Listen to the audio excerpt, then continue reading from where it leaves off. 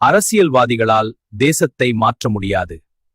சாதாரண மக்களின் விழிப்புணர்வே தேசத்தை மாற்றும். வலிமை என்பது தசைகளில் இல்லை, அது ஒரு மனிதனின் தூய்மையான குணநலன்களில் இருக்கிறது. அமிழ்தத்தின் புதல்வர்களே, எவ்வளவு இனிமையான, எவ்வளவு நம்பிக்கையூட்டும் பெயர்! உங்களை பாவிகள் என்று அழைப்பது ஒரு பாவம். வெவ்வேறு ஆறுகள் இறுதியில் கடலில் சங்கமிப்பதைப் போலவே வெவ்வேறு மதப்பாதைகளும் இறுதியில் இறைவனையே சென்றடைகின்றன.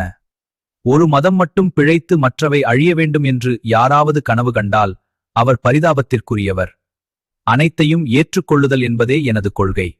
குறுகிய மனப்பான்மை, மதவெறி மற்றும் அதன் கொடுமையான வன்முறை ஆகியவை இந்த அழகான உலகை நீண்ட காலமாக ஆக்கிரமித்துள்ளன.